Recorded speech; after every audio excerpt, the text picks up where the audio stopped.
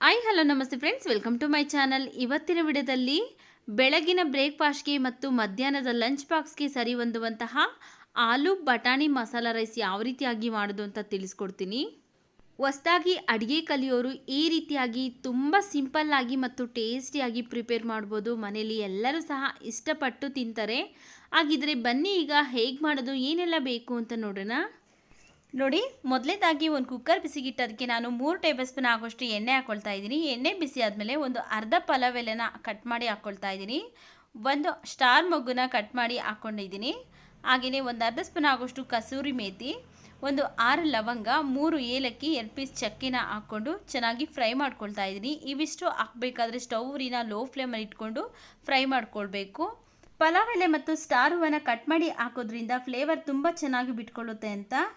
ಇವಿಷ್ಟು ಚೆನ್ನಾಗಿ fry ಮಾಡ್ಕೊಂಡಾದ್ಮೇಲೆ ಸ್ಟವ್ನ medium ಫ್ಲೇಮಲ್ಲಿ ಇಟ್ಕೊಂಡು ಒಂದು 2 ಈರುಳ್ಳಿನ ಸಣ್ಣದಾಗಿ ಕಟ್ ಮಾಡಿ ಹಾಕ್ಕೊಂಡು ಫ್ರೈ ಮಾಡ್ಕೊಳ್ತಾ ಇದ್ದೀನಿ. ನೋಡಿ, ಈರುಳ್ಳಿ ಎಲ್ಲ ಇಷ್ಟು ಫ್ರೈ ಆದಮೇಲೆ ಈಗ ಇದಕ್ಕೆ ನಾವು 1 ಟೇಬಲ್ ಸ್ಪೂನ್ ಆಗೋಷ್ಟು ಶುಂಠಿ ಬೆಳ್ಳುಳ್ಳಿ ಪೇಸ್ಟ್ ಹಾಕ್ಕೊಂಡು ಇದ್ರ ಹಸಿ ವಾಸನೆ ಎಲ್ಲ ಹೋಗಬೇಕು, ಆ ರೀತಿಯಾಗಿ ಫ್ರೈ ಮಾಡ್ಕೊಳ್ಬೇಕು. ಒಂದು 2 ನಿಮಿಷ ಫ್ರೈ ಮಾಡಿಕೊಂಡ್ರೆ ಸಾಕಾಗುತ್ತೆ.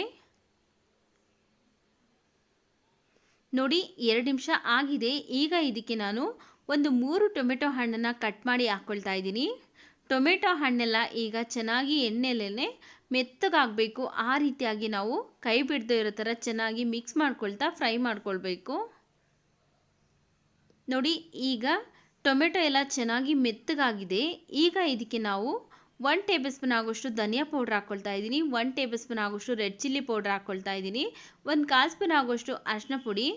ನೋಡಿ, ಇಲ್ಲಿ ಬಿರಿಯಾನಿ ಮಸಾಲ 1 ಸ್ಪೂನ್ ಹಾಕ್ಕೊಳ್ತಾ ಇದ್ದೀನಿ. ಬಿರಿಯಾನಿ ಮಸಾಲ ಇಲ್ಲ ಅಂದರೆ ನಿಮ್ಮ ಹತ್ರ ಒಂದು ಅರ್ಧ ಸ್ಪೂನ್ ಗರಂ ಮಸಾಲ ಹಾಕ್ಕೊಳ್ಬೋದು. ಹಾಗೆಯೇ ಒಂದು 4 ಸ್ಪೂನ್ ಆಗೋಷ್ಟು ಮೊಸರು ಹಾಕ್ಕೊಳ್ತಾ ಇದ್ದೀನಿ. ಮೊಸರು ಹಾಕೋದ್ರಿಂದ ರುಚಿ ತುಂಬ ಚೆನ್ನಾಗಿರುತ್ತೆ. ನೋಡಿ, ಇವಿಷ್ಟನ್ನು ಹಾಕ್ಕೊಂಡು ನಾವು 1 ನಿಮಿಷಗಳ ಕಾಲ ಚೆನ್ನಾಗಿ ಮಿಕ್ಸ್ ಮಾಡ್ಕೊಳ್ತಾ ಫ್ರೈ ಮಾಡ್ಕೊಳ್ಬೇಕು. ನೋಡಿ, ಮಿಕ್ಸ್ ಮಾಡ್ಕೊಳ್ತಾ ಫ್ರೈ ಮಾಡ್ಕೊಂಡಾಗಿದೆ. ಈಗ ಇದಕ್ಕೆ ನಾನು 2 ಮೀಡಿಯಮ್ ಸೈಜ್ನ ಆಲೂಗಡ್ಡೆನ ಸಿಪ್ಪೆ ಎಲ್ಲ ತೆಗೆದು ನೀಟಾಗಿ ವಾಶ್ ಮಾಡಿ ಹಾಕ್ಕೊಳ್ತಾ ಇದ್ದೀನಿ. ನಂತರ 1 ಕಪ್ ಆಗೋಷ್ಟು ಹಸಿ ಬಟಾಣಿ ಹಾಕ್ಕೊಳ್ತಾ ಇದ್ದೀನಿ. 1 ಇಡಿ ಪುದೀನ ಸೊಪ್ಪು, ಒಂದು ಸ್ವಲ್ಪ ಕೊತ್ತಂಬರಿ ಸೊಪ್ಪು ಹಾಕ್ಕೊಳ್ತಾ ಇದ್ದೀನಿ ಸಣ್ಣದಾಗಿ ಕಟ್ ಮಾಡಿಬಿಟ್ಟು. ನಂತರ ಇವಿಷ್ಟನ್ನು ಒಂದ್ಸರಿ ಮಿಕ್ಸ್ ಮಾಡ್ಕೊಳ್ತಾ 1-2 ನಿಮಿಷ ಚೆನ್ನಾಗಿ ಫ್ರೈ ಮಾಡ್ಕೊಳ್ಬೇಕು. ಮನೆಗೆ ಯಾರಾದರೂ ಸಡನ್ ಆಗಿ ಗೆಸ್ಟ್ ಬಂದರು ಅಂದರೆ ನಾವು ಈಸಿಯಾಗಿ ಈ ರೈಸ್ನ ಪ್ರಿಪೇರ್ ಮಾಡಿ ಬಡಿಸ್ಬೋದು.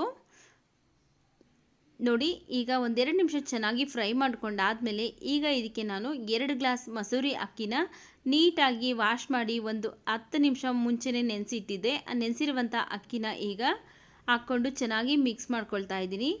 ಅಕ್ಕಿ ಹಾಕಿದ್ಮೇಲೆ 1-2 ನಿಮಿಷ ನಾವು ಎಣ್ಣೆಲೆ ಈ ರೀತಿಯಾಗಿ ಚೆನ್ನಾಗಿ ಫ್ರೈ ಮಾಡ್ಕೊಳ್ಳೋದ್ರಿಂದ ಅನ್ನ ಉದ್ರುದ್ರಾಗಿ ಚೆನ್ನಾಗಿ ಮಸಾಲ ಎಲ್ಲ ಚೆನ್ನಾಗಿ ಇಟ್ಕೊಳ್ಳುತ್ತೆ ಅನ್ನಕ್ಕೆ.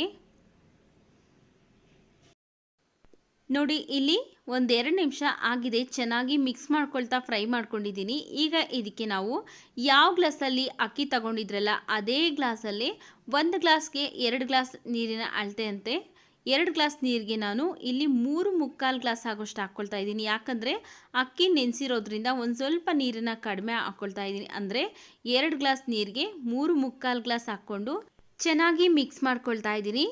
ನೀವೇನಾದರೂ ಅಕ್ಕಿ ನೆನೆಸಿಲ್ಲ ಅಂದರೆ 1 ಗ್ಲಾಸ್ ಅಕ್ಕಿಗೆ 2 ಗ್ಲಾಸ್ ನೀರಿನಂತೆ 2 ಗ್ಲಾಸ್ ಅಕ್ಕಿಗೆ 4 ಗ್ಲಾಸ್ ನೀರನ್ನು ಹಾಕ್ಕೊಳ್ಬೇಕು. ಈಗ ಇದಕ್ಕೆ ರುಚಿಗೆ ತಕ್ಕಷ್ಟು ಉಪ್ಪನ್ನ ಹಾಕ್ಕೊಂಡು ಒಂದ್ಸರಿ ಚೆನ್ನಾಗಿ ಮಿಕ್ಸ್ ಮಾಡ್ಕೊಳ್ತಾ ಇದ್ದೀನಿ. ನೋಡಿ, ಮಿಕ್ಸ್ ಮಾಡ್ಕೊಂಡ ನಂತರ ಈಗ ಇದಕ್ಕೆ ನಾನು 1-2 ಸ್ಪೂನ್ ಆಗುವಷ್ಟು ತುಪ್ಪ ಹಾಕ್ಕೊಳ್ತಾ ಇದ್ದೀನಿ. ತುಪ್ಪ ಹಾಕ್ಕೊಳ್ಳೋದ್ರಿಂದ ರೈಸ್ ತುಂಬ ಟೇಸ್ಟಿಯಾಗಿರುತ್ತೆ. ಹಾಗೆಯೇ ಅದ್ರ ಫ್ಲೇವರ್ ಅಷ್ಟೇ ತುಂಬ ಚೆನ್ನಾಗಿರುತ್ತೆ.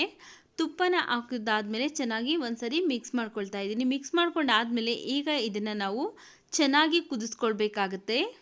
ನೋಡಿ, ಈಗ ಚೆನ್ನಾಗಿ ಕುದೀತಾ ಇದೆ. ಈಗ ಒಂದ್ಸರಿ ಚೆನ್ನಾಗಿ ಮಿಕ್ಸ್ ಮಾಡಿಕೊಂಡು ನಂತರ ಕುಕ್ಕರ್ ಲಿಡ್ನ ಕ್ಲೋಸ್ ಮಾಡಿ 1 ವಿಷಿಲ್ ಕೂಗಿಸ್ಕೊಂಡ್ರೆ ಸಾಕಾಗುತ್ತೆ. ನಾವು ಏನಾದರೂ ಅಕ್ಕಿ ಮತ್ತು ನೀರು ಹಾಕಿದ ತಕ್ಷಣವೇ ಹಾಗೆಯೇ ಕುಕ್ಕರ್ ಲಿಡ್ನ ಕ್ಲೋಸ್ ಮಾಡಿ ಕೂಗಿಸ್ಬಿಟ್ರೆ ಏನಾಗುತ್ತೆ ಅಂದರೆ ಮಸಾಲ ಎಲ್ಲ ಮೇಲ್ಗಡೆ ಬಂದು ಕುತ್ಕೊಂಡ್ಬಿಡುತ್ತೆ, ಕೆಳಗಡೆ ಅನ್ನಕ್ಕೆ ಉಪ್ಪು ಖಾರ ಹಿಡಿಯೋದಿಲ್ಲ. ಆದ್ದರಿಂದ ಈ ರೀತಿಯಾಗಿ ಚೆನ್ನಾಗಿ ಕುದಿಸಿ ನಂತರ ಲಿಡ್ನ ಕ್ಲೋಸ್ ಮಾಡಿ 1 ವಿಷಿಲ್ ಕೂಗಿಸ್ಕೊಳ್ಬೇಕು. ಈ ರೀತಿಯಾಗಿ ಮಾಡೋದ್ರಿಂದ ಅನ್ನಕ್ಕೆ ಉಪ್ಪು ಖಾರ ಎಲ್ಲ ಚೆನ್ನಾಗಿ ಹಿಡಿಯುತ್ತೆ. ಹಾಗೆಯೇ ಮಸಾಲೆ ಎಲ್ಲ ಮೇಲೆ ಬಂದು ಕುತ್ಕೊಳ್ಳೋದಿಲ್ಲ.